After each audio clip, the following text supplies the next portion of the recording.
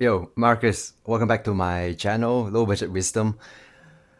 Today, we're going to talk about how all negative aspects of ourselves are actually teaching us our path.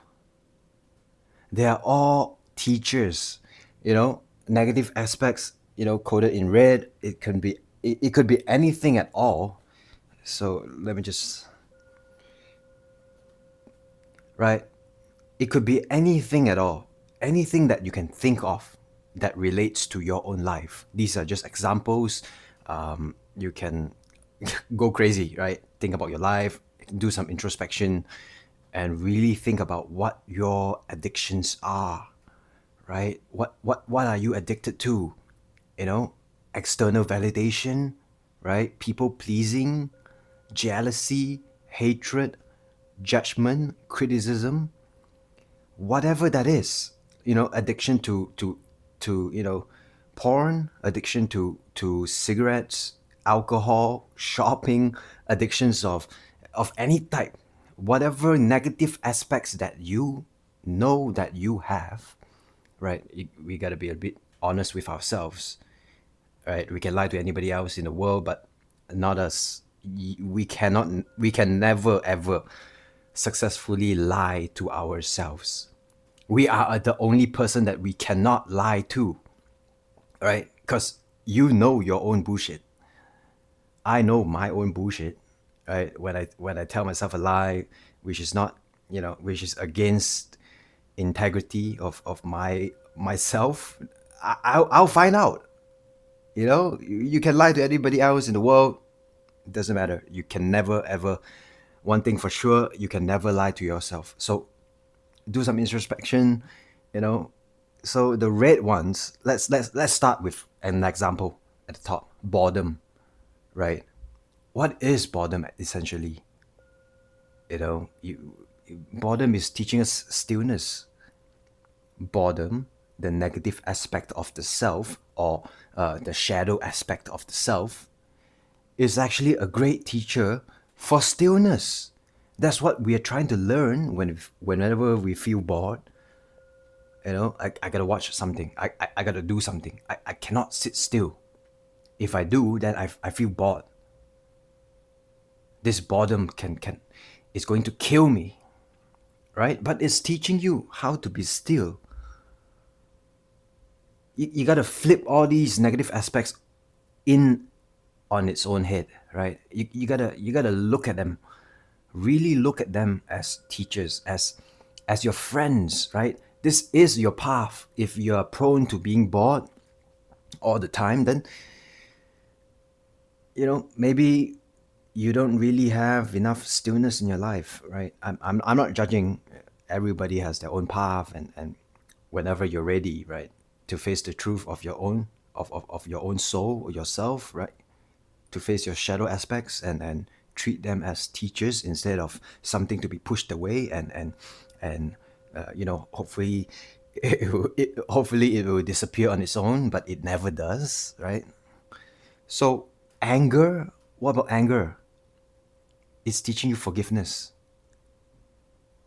It's teaching you to forgive the person or the event that made you so angry in the first place. Can I forgive this person who has done me wrong, who has stabbed me in the back? Can I forgive this person, even though I'm very angry at this person, even though what he or she has done is not right at all, right? The gods know, if it may not be the best thing to do to you, but that person is giving you anger so that you have a chance to learn forgiveness. It's not easy. It's simple. It's simple, right? But it's not easy. We need to take.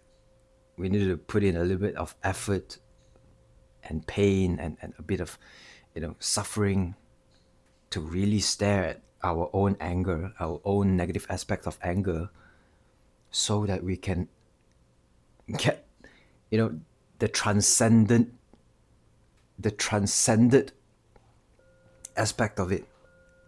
the transcended, enlightened aspect of anger. Forgiveness, forgiveness, forgive. You don't have to treat them as your friend or whatever, but forgiveness, forgive them. For what? You might be asking, Marcus, but why should I forgive my enemy? This person has hurt me in the past. It's not for the other person, it's for you. It's so that you can sleep better every night. It's so that you are able to release that tension from your own memory and your own body. Forgiving someone else doesn't actually help the other person. To hell with the other person, right? To hell with them. But forgiveness is to give yourself some respect, some self-love. Forgiving others is helping yourself to let go of that baggage so that it doesn't hurt you. It's like removing a thorn finally and allowing the wound to heal. Right? It's an act of self-love. Okay, what else? Let's say addictions, porn, shopping, addictions to work, addictions to eating, whatever it may be, addictions to sex, whatever. Any form, it can come in any form, right? Addictions is the best. They are the best teachers to teach you how to break free. I did it, the sense of accomplishment. I did it. Yes, I used to be so addicted to shopping, but now, right, I did it. I've broken free from the addiction of shopping. And if you really try it, this is not hard and fast rule, right? These are just examples, right? Addictions to shopping, for example, right? Go crazy with your ideas, what your intuition is telling you about why you have addictions with shopping.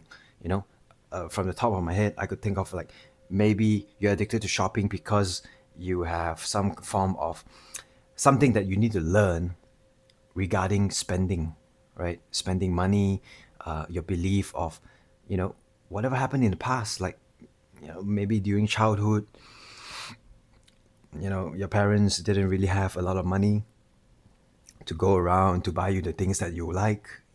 So you have grown up now that you're an adult and you're working and you earn money, right? You have addictions of shopping because you want to heal the wound from your past, from your childhood past, from something that happened in the past. You wanted to heal yourself by treating yourself to shopping. And then it gives you a sense of relaxation and joy and happiness. I understand, right? You want to shop because now that you have money, you're able to have a chance to heal your inner child, to heal your child self, your past self, where money was scarce, right? All forms of addictions, whatever you can think of, right? Apply it to your own life. These are just a few examples. It doesn't apply to everybody, but do some introspection. Really try to understand yourself. Know thyself, right? I think some philosopher from Rome or something said something like that. Know thyself. Seneca or I don't know. I'm not too sure. But know thyself, right? If you don't know yourself, then you have no idea what other people are feeling. You to relate to other people, we have to first relate to ourselves, right? So apply it to your own life, right? Validation, external validations, right? Negative self-aspect.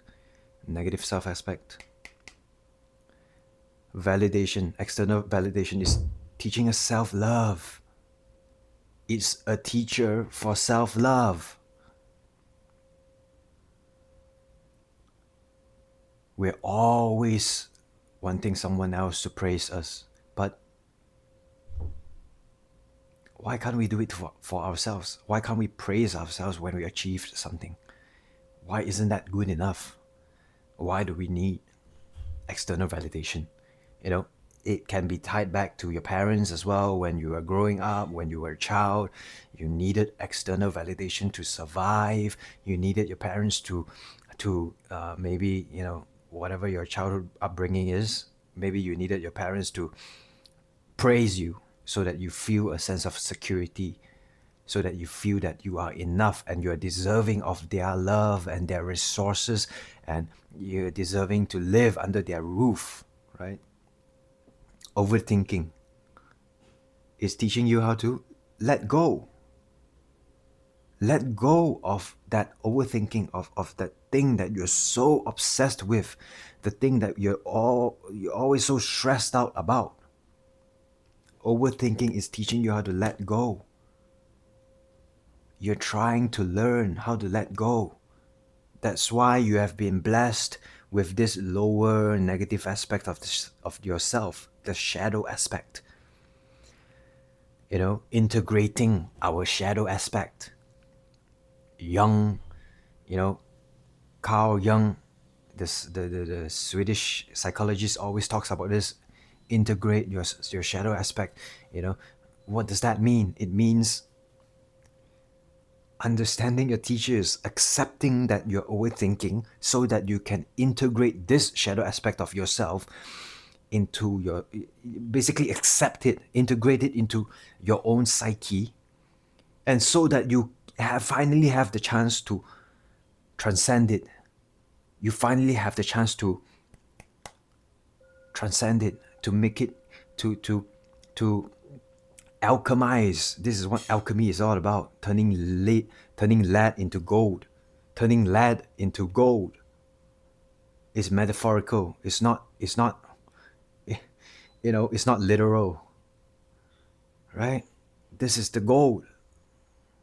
This is the gold. Learning how to let go from overthinking. Damn.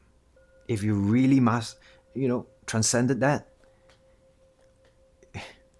you're golden. You're all good, G. You're there. You're up there. And some of us are blessed with, more than one lessons in life. Well, go ahead. The more that you can transcend, the stronger your psyche will be, the more spiritually enlightened you'll be. But we have to, start by introspecting.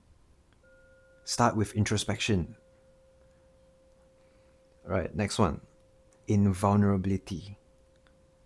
Always very closed off, very invulnerable. I'm so scared of being vulnerable with my loved ones, with my parents, with my siblings, right? That's teaching you acceptance. That is teaching you acceptance. Acceptance of what? Of your flaws.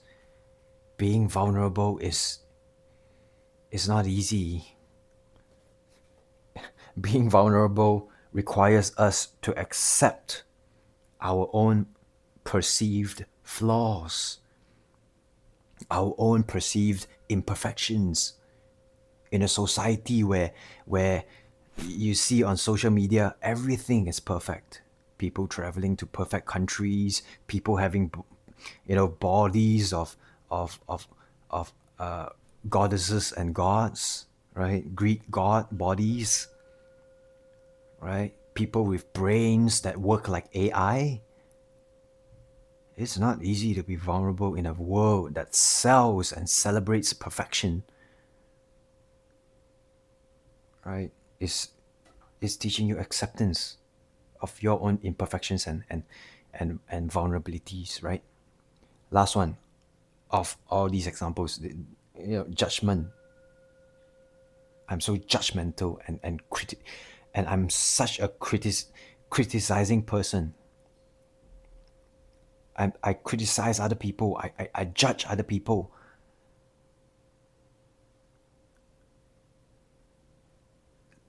Learning how to accept your own imperfections as well, right? All these negative aspects, they blend within each other. Learning about self-love could be from addictions, could be from anger. Forgiveness is a form of self-love. Think about it. It's all interconnected. Nothing works on its own, right? If you learn forgiveness, well, maybe you transcend these two together, or you transcend these three together once you learn forgiveness, right? So judgment, criticism, learning to love our own imperfections, right? Is it is a form of self-love. So the point of this video is, hopefully I drive the point home, right? Hopefully you understand what I'm talking about. All negative aspects of ourselves are teaching us our path to enlightenment, our path to self-love, our path to transcendence. All these things, it's what we need to do. It's our responsibility, is our purpose in life.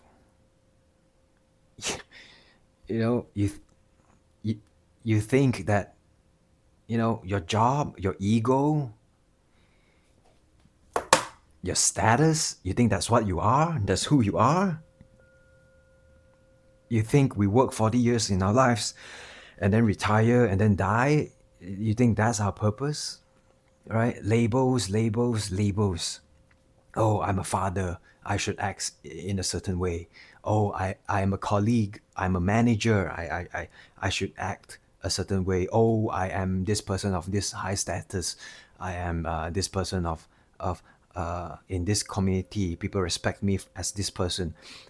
Oh yeah, I'm a son, I have to act like a son, I have to act like a manager in my corporate environment. I have people working under me. I have bosses to look up to report to. I'm a brother. These are all labels.